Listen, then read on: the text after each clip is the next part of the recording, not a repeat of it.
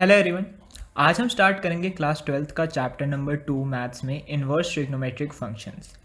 Inverse trigonometric functions में हम देखेंगे जो हमने तक 10th और 11th में ट्रिग्नोमेट्री पढ़ी है, उसमें जो हमने फंक्शंस पढ़े हैं उन्हीं का इन्वर्स। ठीक है, हमने अभी तक क्या देखा है, sine theta, cos theta, tan theta और इन्हीं के फिर reciprocals cot theta, sec theta और कॉसेक थीटा।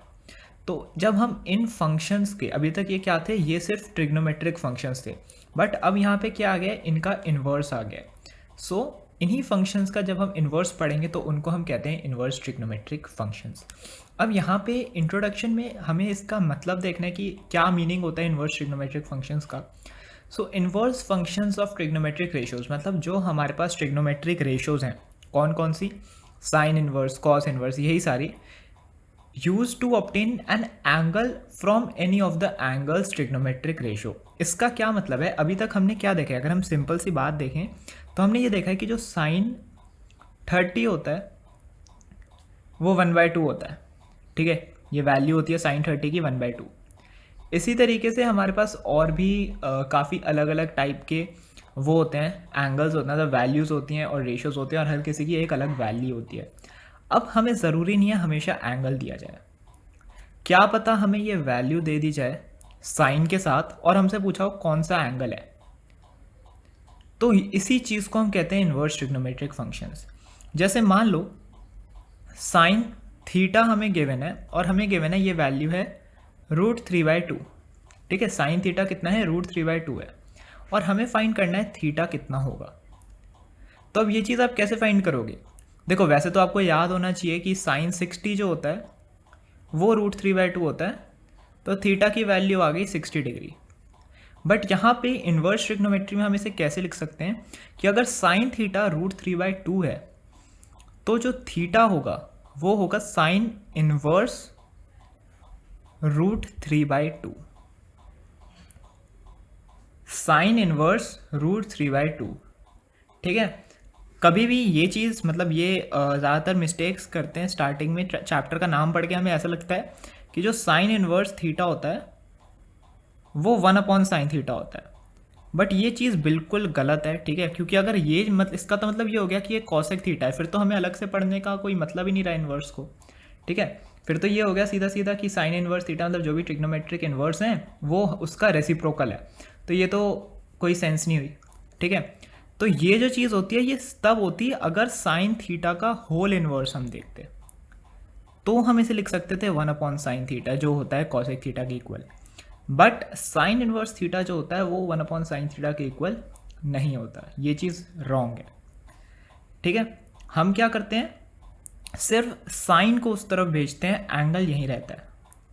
तो हमसे इस तरीके के क्वेश्चन पूछे जाते हैं कि theta is equal to sine inverse √3/2, और फिर थीटा कैसे निकालेंगे, साइन की कौन सी वैल्यू √3/2 होती है, 60 होती है, तो इसको हम ऐसे लिख सकते हैं साइन इनवर्स, अब √3/2 क्या होता है, 60 होता है ना, साइन 60, सिर्फ 60 नहीं साइन 60 होता है, तो √3/2 को हमने लिख दिया साइन 60, या फिर मैं लिख सकता हूँ साइन π/3।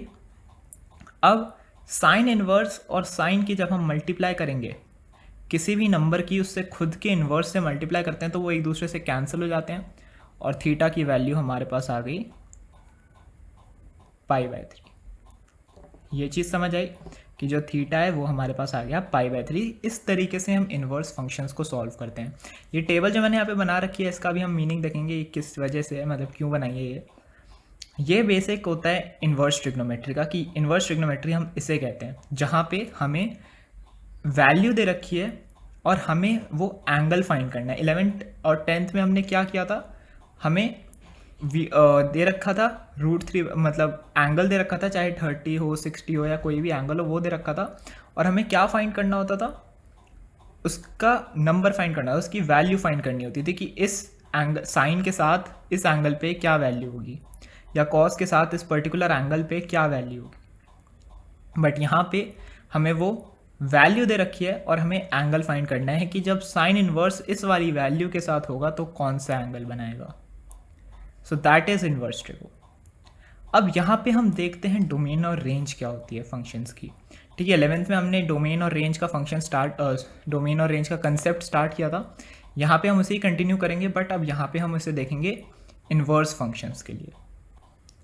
सो यहाँ पे हमें क्या देखना है, देखो साइन हमने टेंथ में तो हमने डोमेन रेंज नहीं देखा था। 11th में जब हमने डोमेन और रेंज पढ़ना स्टार्ट किया था ट्रिग्नोमेट्रिक फंक्शंस के लिए, तो अगर आपको याद हो तो वहाँ पे हमने देखा था कि जो साइन थीटा होता है, अगर मैं कोई पर्टिकुलर ट्रिग्नोमेट्रिक रेशियो लूँ साइन थीटा, तो साइन थीटा जो होता है उसकी डोमेन क्या होती है, उसकी डोमेन होती है -π/2 से π/2, मतलब यहाँ तक हम उसको वैल्यूज़ रख सकते हैं और वो हमें वैल्यूज़ देगा, मतलब आंसर देगा -1 से 1 की रेंज में।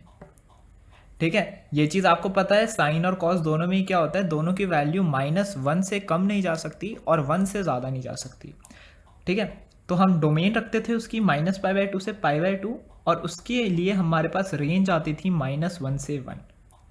अब यहाँ पे हम क्या कर रहे हैं, साइन का या किसी भी ट्रिग्नोमेट्रिक रेशियो का इन्वर्स पढ़ रहे हैं। इन्वर्स पढ़ रहे हैं मतलब यहाँ पे डोमेन और रेंज जो है वो आपस में इंटरचेंज हो जाएंगी, जो हमने लास्ट ईयर पढ़ा था उससे। ठीक है, क्योंकि अब यहाँ पे देखो डोमेन क्या हो गई है, साइन की, साइन वाले फंक्शन की, साइन इन्वर्स नहीं, सिर्फ साइन वाले फंक्शन की रेंज होती थी -1 से 1, पर यहाँ पे -1 से 1 क्या है, डोमेन है साइन इन्वर्स की। तो जो साइन की, साइन थीटा की नॉर्मल साइन वाले फंक्शन की रेंज होती थी वो इसकी डोमेन है, और जो साइन का डोमेन होता था वो इसकी रेंज है। सो साइन इनवर्स की डोमेन होती है -1 से 1, रेंज होती है -π/2 से π/2। फिर कॉस इनवर्स की डोमेन होती है -1 से 1 सेम, एंड रेंज होती है 0 से π। अब यहाँ पे जिसमें भी 0 लिखा है, ये और ये, इन तीनों पे हमें स्पेशल अटेंशन देने की ज़रूरत है जब हम आगे क्वेश्चंस करेंगे। ठीक है, बाकी हमारे पास यही है tan इनवर्स आर, मतलब set of all real numbers, ये चीज़ आपको पता होनी चाहिए। tan इनवर्स होता है set of all real numbers domain में, और रेंज हमारे पास आती है -π/2 से π/2। एक और चीज़ ध्यान रखने वाली बात है, इस टेबल में ना आपको 3 तरीके के ब्रैकेट्स दिख रहे होंगे, स्क्वायर ब्रैकेट, राउंड ब्रैकेट, ये भी राउंड ब्रैकेट है, और कर्ली ब्रैकेट। तो ये मैंने सिर्फ ऐसे शो के लिए नहीं बनाया कि मेरे को ये अच्छा लग रहा है तो मैंने ये बना दिया। ठीक है, इनका क्या मीनिंग होता है वो शायद आपको 11th में भी पढ़ा हो आपने, मैं यहाँ पे रिपीट कर देता हूँ कि जब स्क्वायर ब्रैकेट हम लगाते हैं तो इसका मतलब ये है कि ये जो एक्सट्रीम वैल्यूज़ हैं इनको हम रेंज के अंदर इंक्लूड कर रहे हैं या डोमेन के अंदर इंक्लूड कर रहे हैं। ठीक है, स्क्वायर ब्रैकेट का मतलब ये होता है। राउंड ब्रैकेट का क्या मतलब होता है, इन दोनों में राउंड ब्रैकेट है, इसका मतलब ये है कि हम इनकी एक्सट्रीम वैल्यूज़ को नहीं इंक्लूड कर रहे। ठीक है, हम एक्सट्रीम वैल्यूज़ को इंक्लूड नहीं कर रहे, स्क्वायर ब्रैकेट में इंक्लूड करते हैं, राउंड ब्रैकेट में इंक्लूड नहीं करते। कर्ली ब्रैकेट इन दोनों से अलग ही है। कर्ली ब्रैकेट में बस ये होता है कि हम एक पर्टिकुलर वैल्यू रखते हैं। ठीक है, कि हमारे पास एक सेट है 0 से π, पर इसमें π/2 वाली जो वैल्यू है वो इंक्लूडेड नहीं है, तो ये जो π/2 है इसको हमने कर्ली ब्रैकेट में रिप्रेजेंट कर दिया। ठीक है, तो ये चीज़ क्लियर होनी चाहिए। अब tan inverse set of all real numbers, cot inverse भी set of all real numbers, but range में डिफरेंस आता है। इसकी रेंज होती है -π/2 से π/2, बट ओपन ब्रैकेट्स में, मतलब हम इस एक्सट्रीम एंड्स को कंसिडर नहीं करेंगे। सिमिलरली कॉट में डोमेन होती है set of all real numbers, range होती है 0 से π, यहाँ भी ओपन ब्रैकेट है तो हम 0 और π को इंक्लूड नहीं करेंगे। सेक इनवर्स रियल नंबर्स का सेट, बट माइनस, सारे रियल नंबर्स तो होंगे बट कौन से नहीं होंगे, -1 और 1 नहीं, -1 से 1 के बीच में जो नंबर्स हैं वो नहीं होंगे। सेम होता है कॉसेक के केस में, रियल नंबर्स होंगे बट -1 से 1 नहीं होगा। इसकी जो रेंज होगी वो भी 0 से π होगी, पर यहाँ पे हम माइनस कर देंगे π/2। क्यों कर देंगे, क्योंकि याद करो सेक π/2 क्या होता है, क्या होता है सेक π/2, नॉट डिफाइंड। ठीक है, इन्फिनिटी होता है।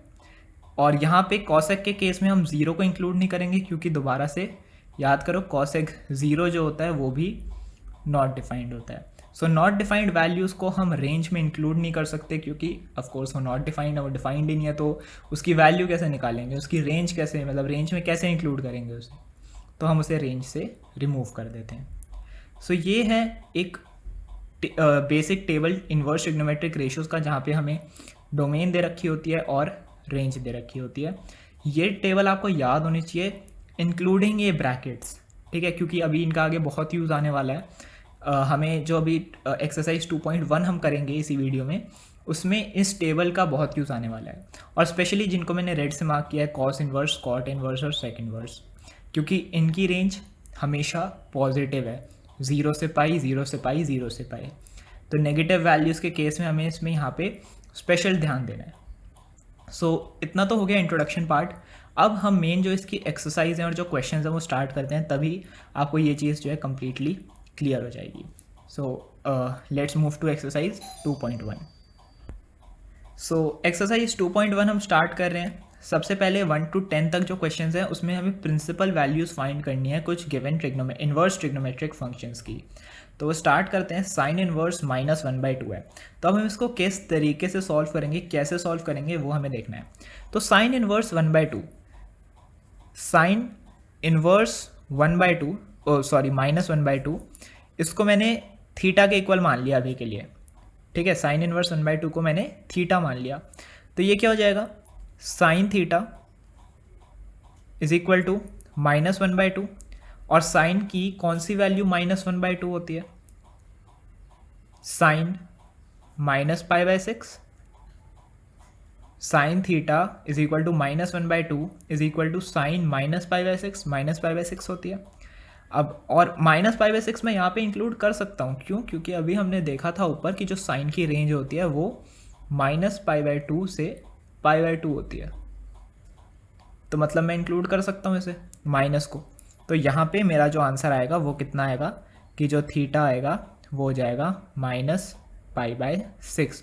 और थीटा मैंने किसको माना था, साइन इन्वर्स -1/2 को ही माना था। सो साइन इन्वर्स -1/2 की जो प्रिंसिपल वैल्यू आई वो कितनी आई, -π/6। प्रिंसिपल वैल्यू का मतलब ये है वो वैल्यू जो इसकी प्रिंसिपल रेंज में लाए करती है। सो साइन के लिए वो कितनी आ गई, -π/6। सेकेंड करते हैं कॉस इन्वर्स √3/2। अब यहाँ से आपको एक आइडिया भी मिल गया होगा कि हमें जब हम कॉस के साथ नेगेटिव वाले नंबर्स लेंगे तो उसमें हमें क्या चीज़ ध्यान रखनी है कि वहाँ पे हम डायरेक्टली ऐसे नेगेटिव वैल्यूज़ पुट नहीं कर सकते, हमें क्वाड्रेंट का यूज़ करना होगा जो हमने 11th क्लास में देखा था। सेकेंड है कॉस इन्वर्स √3/2। तो कॉस इन्वर्स √3/2 इसको मैंने इक्वल टू रखा दोबारा थीटा के, तो मेरे पास आ गया cos theta is equal to √3/2। अब ये तो सिंपल सा क्वेश्चन बन गया है। √3/2 कौन सी वैल्यू होती है कॉस की, कॉस π/6 होती है। तो थीटा की वैल्यू मेरे पास आ गई π/6। तो मैं लिख सकता हूँ ईजिली कि कॉस इन्वर्स √3/2 जो होगा वो मेरा इक्वल होगा किसके, π/6 के। Next cosec inverse 2। Cosec inverse 2 में भी मैं सेम सिंपल कर सकता हूँ, मतलब ज़्यादा कुछ है नहीं इसमें भी। कॉसेक इन्वर्स 2 को मैंने थीटा मान लिया, तो मेरे पास आ गया cosec theta is equal to 2। Cosec theta is equal to 2। अब मैंने कॉसेक की कौन सी वैल्यू 2 होती है, कॉसेक π/6 होती है। साइन π/6 1/2 होता है, कॉसेक π/6 2 होता है। तो थीटा की वैल्यू मेरे पास आ गई कितनी, π/6। देयरफॉर यहाँ भी मैं लिख सकता हूँ कि cosec inverse 2 is equal to π/6। नीचे वाले क्वेश्चंस करते हैं। फोर्थ पार्ट है tan इन्वर्स -√3। -√3, अब tan में भी मेरे पास क्या है, -π/2 से π/2 है। तो मतलब मैं डायरेक्टली कोई नेगेटिव वैल्यू यहाँ पे रख सकता हूँ। तो यहाँ भी सिंपल है, tan इन्वर्स -√3 को मैंने थीटा के इक्वल रखा, तो tan थीटा आ गया मेरे पास -√3। और tan की कौन सी वैल्यू √3 होती है, π/3। तो ये हो जाएगा tan -π/3। और tan -π/3 है तो थीटा कितना हो गया, -π/3। एंड देयरफॉर मैं बोल सकता हूँ कि जो tan इन्वर्स -√3 है वो किसके इक्वल है, -π/3 के। तो ये क्वेश्चन सॉल्व हो गया। अब यहाँ पे हम देखते हैं, यहाँ पे ध्यान देते हैं अच्छे से। कॉस इन्वर्स -1/2 क्या थी इसकी रेंज, 0 से π, मतलब मैं नेगेटिव वैल्यूज़ इंक्लूड नहीं कर सकता, यही इसका मीनिंग हुआ। सो स्टार्ट तो वैसे ही करना है हमें। कॉस इन्वर्स -1/2 को थीटा मान लिया मैंने, तो मेरे पास आ गया cos theta is equal to -1/2। अब वैसे तो 1/2 कौन सी वैल्यू होती है कॉस की, cos theta is equal to -1/2 है, तो कॉस की कौन सी वैल्यू होगी वो, -π/3। अब मैं डायरेक्ट थीटा को -π/3 नहीं लिख सकता। क्यों नहीं लिख सकता? क्योंकि -π/3 मतलब नेगेटिव वैल्यू 0 से छोटी हो जाएगी और मैं तो वहाँ जा ही नहीं सकता क्योंकि मेरी तो रेंज लिमिटेड है +0 से π। तो मैं 11th क्लास में हमने देखा था क्वाड्रेंट वाली चीज़, फर्स्ट क्वाड्रेंट, सेकंड क्वाड्रेंट, कहाँ पे कौन सा नेगेटिव होता है। तो कॉस के केस में क्या होता है, यहाँ पे सेकंड वाले क्वाड्रेंट में कॉस नेगेटिव होता है। तो अगर मेरे पास कॉस -π/3 है तो मैं उसको पाई -π/3 भी तो लिख सकता हूँ। पाई -π/3 सेकेंड क्वाड्रेंट में लाई करेगा और सेकेंड क्वाड्रेंट में भी कॉस की वैल्यू नेगेटिव होती है। तो मैं इस चीज़ को लिख सकता हूँ, कॉस ऑफ -π/3 को मैं लिख सकता हूँ pi -π/3, cause that is the same thing as -π/3, but इससे मेरे पास आंसर पॉजिटिव आएगा। सो कॉस थीटा मेरे पास कितना आ गया, कॉस, इसको सॉल्व कर लेंगे तो ये हो जाएगा 3π - π/3 मतलब 2π/3। सो ओवरऑल मेरी थीटा की वैल्यू जो मेरे पास था कॉस इनवर्स -1/2, वो कितनी आ गई, 2π/3। तो अब ज़्यादातर यहाँ पे जिनको बच्चों को नहीं पता होता वो डायरेक्ट यहाँ पे लिख देंगे -π/3, वो यहीं पे ही आंसर को ख़त्म कर देंगे और यहीं पे उनके नंबर कट जाएंगे। तो हमें जब कॉस, कॉट और सेक के साथ हमें डील करना है तो हम चेंज करेंगे माइनस टर्म को पॉजिटिव में और उसके बाद थीटा की वैल्यू निकालेंगे। लास्ट क्वेश्चन सिंपल है, जैसे यहाँ था वही चीज़ यहाँ करनी है, ठीक है। tan इनवर्स -1 को इज़ इक्वल टू में हम ले लेंगे थीटा, तो tan थीटा कितना हो जाएगा, -1। tan की कौन सी वैल्यू होती है, -1, tan -π/4। यहाँ पे तो हम नेगेटिव वैल्यू इजीली रख सकते हैं ना, यहाँ पे हमें इतना कोई चेंज वेंज करने की ज़रूरत नहीं है। तो थीटा की वैल्यू आ गई -π/4, थीटा की वैल्यू -π/4 आ गई, देयरफॉर tan इनवर्स 1 जो है, -1 जो है मतलब वो किसके इक्वल आ गया, π/4 माइनस के, ठीक है। नेक्स्ट देखते हैं 7th 8th 9th 10th इसका पार्ट। तो 7th पार्ट है सेक इनवर्स 2/√3। रेंज में इसकी यहाँ पे लिख देता हूँ, क्या होती है हमारे पास 0 से पाई, और हम किस चीज़ को एक्सक्लूड करते हैं, π/2 को, क्योंकि π/2 पे सेक जो होता है वो नॉट डिफाइंड होता है। तो यहाँ भी अब देखो, यहाँ पे वैसे तो हमें ध्यान देना होता है सेक, कॉट और कॉस में, बट यहाँ पे क्या है, सेक के साथ पॉजिटिव वैल्यू है, पॉजिटिव वैल्यू है तो फिर तो कोई बात ही नहीं है, पॉजिटिव वैल्यू है तो पॉजिटिव ही आंसर आएगा, है ना। सो सेक इनवर्स 2/√3 है, तो मैं इसको थीटा मान लेता हूँ,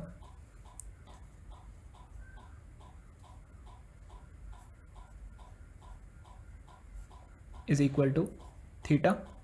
तो मेरे पास हो जाएगा sec theta is equal to 2/√3। और सेक की कौन सी वैल्यू 2/√3 होती है, देखो याद नहीं है तो ऐसे कॉस से भी याद कर सकते हैं, वैसे तो कॉस π/6 होता है जैसे हमारे पास √3/2, तो वैसे ही सेक π/6 यहाँ पे हो जाएगा 2/√3, ठीक है। कॉस π/6 √3/2 होता है, तो सेक π/6 हो गया 2/√3। तो मैंने यहाँ पे sec theta is equal to 2/√3 के बाद लिख दिया सेक π/6, तो थीटा की वैल्यू कितनी आ गई, π/6 आ गई। सो सेक इनवर्स मतलब थीटा की जो वैल्यू आएगी वही हमारे पास सेक इनवर्स 2/√3 की वैल्यू आएगी, तो सेक इनवर्स 2/√3 मेरे पास आ गया π/6। नेक्स्ट क्वेश्चन भी सिंपल था, मैंने यहाँ पे कर दिया है, कॉट इनवर्स √3 है तो उसकी रेंज कितनी होगी, 0 से पाई, ठीक है, और ओपन ब्रैकेट में मतलब 0 और पाई इंक्लूडेड नहीं है। So cot inverse √3 is equal to theta, cot inverse √3 जो है उसको मैंने थीटा मान लिया, तो जब ये कॉट उधर जाएगा तो कॉट थीटा की वैल्यू आ जाएगी √3। कॉट थीटा √3 है मतलब इक्वल है कॉट π/6 के, √3 कौन सी वैल्यू होती है कॉट की, कॉट π/6, ठीक है। जैसे tan π/6 मैं यहाँ पे दोबारा लिख देता हूँ, tan π/6 जो होता है वो कितना होता है, 1/√3 होता है, तो कॉट π/6 कितना होगा, √3, कॉट π/6 √3 होता है। सो थीटा की वैल्यू आ गई π/6, थीटा की वैल्यू π/6 आ गई, तो मतलब थीटा जो मैंने कॉट इनवर्स √3 लिया था उसकी वैल्यू भी π/6 आ गई। नेक्स्ट करते हैं 9th एंड 10th क्वेश्चन, इसका 9th और 10th पार्ट। मतलब 9th है कॉस इनवर्स -1/2। अब यहाँ पे अगेन हमें ध्यान देना है क्योंकि कॉस की जो रेंज होती है वो हमारे पास 0 से पाई होती है, ठीक है, पॉजिटिव होती है मतलब। तो मैंने सबसे पहले तो यहाँ पे कॉस इनवर्स -1/√2 को थीटा मान लिया, जिससे मेरे पास कॉस थीटा की वैल्यू आ गई -1/√2। ठीक है, अब कॉस की कौन सी वैल्यू 1/√2 होती है, पहले तो ये देख लो। मैं यहाँ पे दोबारा लिख दिया 1/√2, कौन सी होती है, कॉस -π/4। अब कॉस की वैल्यू तो माइनस में हो नहीं सकती, तो अगेन हम वही क्वाड्रेंट वाली चीज़ करेंगे यहाँ पे। ठीक है, क्या बताया था मैंने, जैसे ये मेरे पास एक क्वाड्रेंट है, मतलब कार्टेशियन प्लेन है, तो सेकंड क्वाड्रेंट में मतलब पाई माइनस वो एंगल, पाई माइनस थीटा भी माइनस कॉस थीटा ही होता है। तो मैं यहाँ पे π/4 की जगह पाई माइनस π/4 लिख सकता हूँ, नेगेटिव वैल्यू ही देगा वो मुझे। तो मैंने यहाँ पे लिख दिया कॉस माइनस π/4 को कॉस पाई माइनस π/4। अब बात वही है, बट रेंज के अंदर हमारा आंसर आएगा। सो कॉस थीटा मेरे पास कितना हो गया, कॉस पाई माइनस π/4 मतलब कॉस 3π/4, है ना। सो थीटा जो मेरे पास क्या था, कॉस इनवर्स -1/√2, उसकी वैल्यू कितनी आ गई, 3π/4। ठीक है, तो थीटा की वैल्यू यहाँ पे मेरे पास -π/4 नहीं है, मेरे पास है 3π/4। अगर आप -π/4 लिखोगे ना तो वो आंसर वहीं गलत हो जाएगा, हाफ मार्क भी नहीं मिलेगा, क्योंकि रेंज 0 से पाई है। ठीक है, हमें प्रिंसिपल वैल्यू निकालनी है उसकी, मतलब जो रेंज के अंदर होनी चाहिए।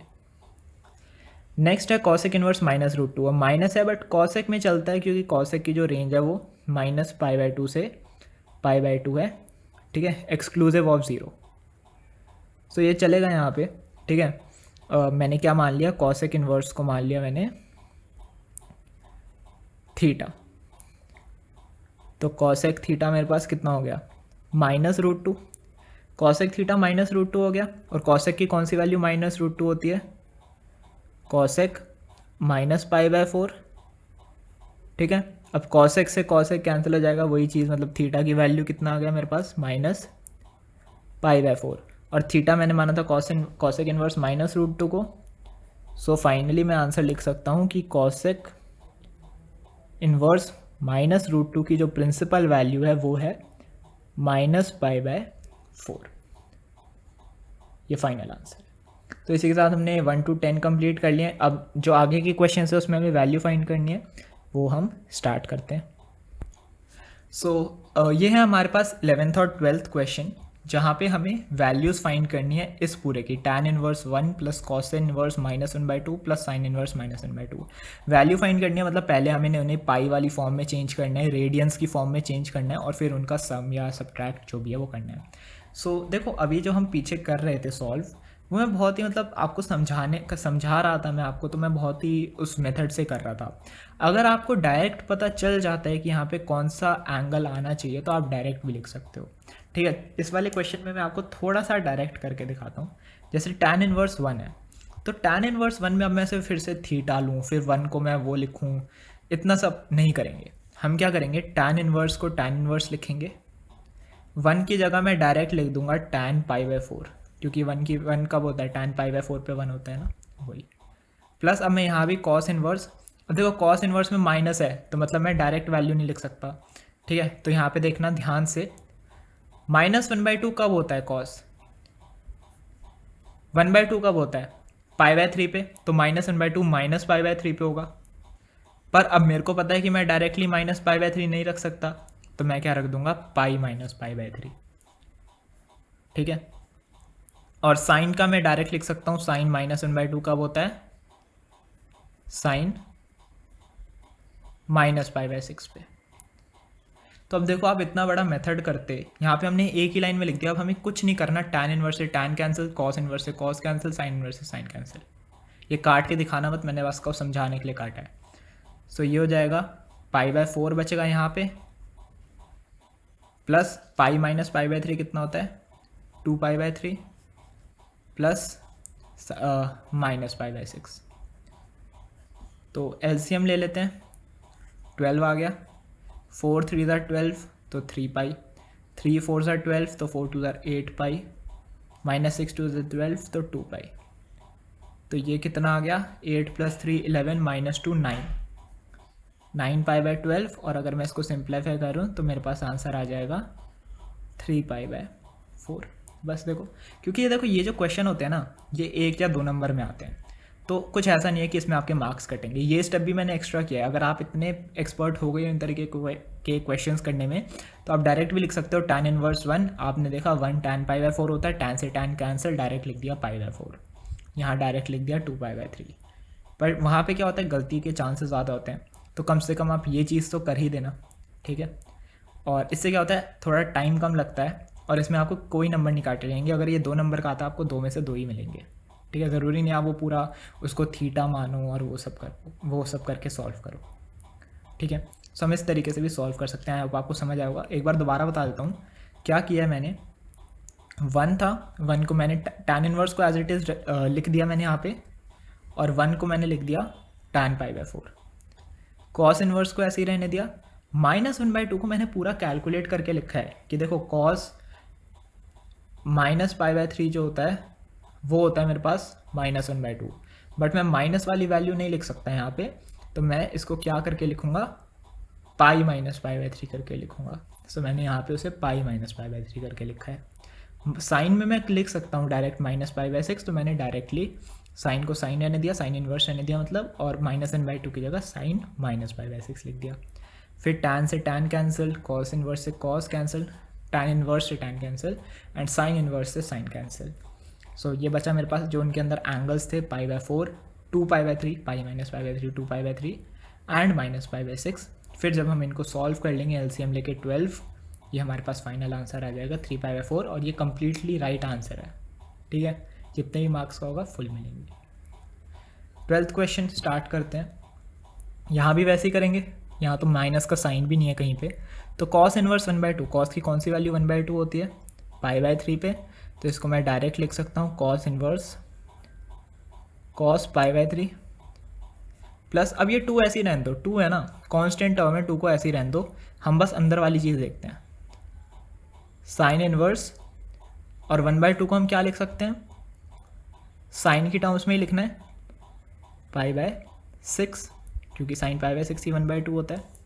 कॉस इनवर्स से कॉस कैंसिल हो गया, यहाँ क्या बचा मेरे पास π/3 प्लस 2 टाइम्स साइन इनवर्स से साइन कैंसिल, यहाँ क्या बचा π/6, 2 से 6 कैंसिल, यहाँ गया 3, तो मतलब π/3 प्लस π/3, फाइनल आंसर मेरा कितना आया 2π/3, ठीक है। आई होप आपको ये समझ आया होगा। Next 13th and 14th question. 13th question काफ़ी सिंपल सा है, sine inverse x is equal to y हमें गिवन है। देन अब पहले ऑप्शंस देख लो, ऑप्शंस में किसके रिस्पेक्ट में पूछा है, y के रिस्पेक्ट में पूछा है, तो मतलब साइन इनवर्स x में, मतलब x में हम कोई भी वैल्यू रख रहे हैं तो हमारे पास y आ रहा है, तो y में हमारे पास एक कंडीशन होगी कि y यहाँ से यहाँ तक ही लाई कर सकता है।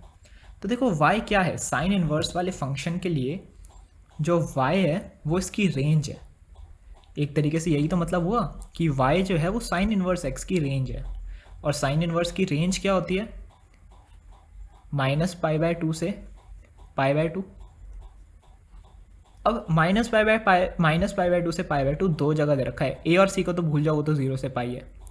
b और d में क्या डिफरेंस है, डिफरेंस पता चल रहा है, यहाँ पे लेस देन इक्वल टू है, और यहाँ सिर्फ लेस देन है। तो देखो सिर्फ लेस देन का मतलब ये होता है कि हमारे पास ओपन ब्रैकेट में -π/2 से π/2 है, क्योंकि देखो लेस देन है तो मतलब हम -π/2 को इंक्लूड नहीं कर रहे ना, क्योंकि इक्वल टू का साइन नहीं है, ठीक है। तो हम -π/2 और π/2 को इंक्लूड नहीं कर रहे, तो वो ओपन ब्रैकेट है, और जब इंक्लूड कर रहे हैं तो वो क्लोज्ड ब्रैकेट है, ठीक है, स्क्वायर ब्रैकेट है। तो ये चीज़ मैंने आपको स्टार्टिंग में इसलिए बताई थी, यहाँ पे इसका यूज़ आ गया, ठीक है। बी और डी में वरना कन्फ्यूज़ होते, यहाँ पे हमारा करेक्ट आंसर है बी, बिकॉज साइन में क्लोज ब्रैकेट होते हैं, मतलब हम इंक्लूड करते हैं। ये किसके लिए है, ये टैन के लिए है, ठीक है। ये जो आंसर है ये टैन के लिए है, जहाँ पे ओपन ब्रैकेट लगते हैं। यहाँ पे हमारा करेक्ट ऑप्शन है option number B. Last 14th question solve करते हैं। ये भी MCQ है वैसे तो, बट मैं सॉल्व करके आंसर निकाल लेता हूँ, फिर वो आप अपने ऑप्शंस के साथ मैच कर लेना। सो tan इनवर्स √3, tan इनवर्स √3 को मैं क्या लिख सकता हूँ, √3 कौन सी वैल्यू होती है tan की, π/3 होती है, π/3 लिख दिया, माइनस सेक इनवर्स, अब यहाँ पे -2 है, इसी क्वेश्चन की तरह हो गया ये वाला जब अभी हमने ऊपर किया था, cos इनवर्स -1/2, इसी की तरह हो गया। सो -2 में पहले तो हम ये देख लेते हैं सेक की कौन सी वैल्यू -2 होती है। कौन सी होती है? π/6, सॉरी π/3, π/3 होती है। सो -π/3। और अब मैं क्या करूँगा, इसको पाई -π/3 लिख दूंगा, क्योंकि सेकंड क्वाड्रेंट में सेक भी नेगेटिव होता है। कॉस तो नेगेटिव होता ही है, सेकंड क्वाड्रेंट में सेक भी नेगेटिव होता है, ये चीज़ याद है ना। सेकंड क्वाड्रेंट में सिर्फ साइन और कॉसेक पॉजिटिव होते हैं, बाकी सारे नेगेटिव होते हैं। सो ये आ गया। अब tan इनवर्स से tan कैंसिल, क्या बचा मेरे पास? π/3 माइनस पाई -π/3 2π/3, तो π/3 सेक इनवर्स से सेक कैंसिल, पाई -π/3 आ गया मेरे पास 2π/3। ये वाला माइनस का साइन जो है ये वाला साइन है, ठीक है। पाई -π/3 प्लस का 2π/3 आया था। सो π/3 माइनस 2π/3 कितना होता है? एलसीएम लेके ही कर देते हैं। पाई -2 मतलब -π/3, तो जो हमारा फाइनल आंसर है वो है -π/3। ये शायद आपका ऑप्शन बी है या डी है, वो ऑप्शन मैंने लिखे नहीं है यहाँ पे, ध्यान नहीं मेरे को, वो आप देख लेना, जो भी ऑप्शन है वो करेक्ट होगा जिसमें -π/3 लिखा है। सो इसी के साथ हमने इन्वर्स ट्रिगो का इंट्रोडक्शन देख लिया, उसकी फर्स्ट एक्सरसाइज कंप्लीट कर ली, ठीक है, यही था। अब इसके आगे की एक्सरसाइज हम नेक्स्ट वीडियो में स्टार्ट करेंगे, ठीक है। छोटा सा चैप्टर है, काफ़ी ईजिली फिनिश हो जाएगा। सो आज की वीडियो में इतना ही, आगे का चैप्टर हम नेक्स्ट वीडियो में कवर करेंगे।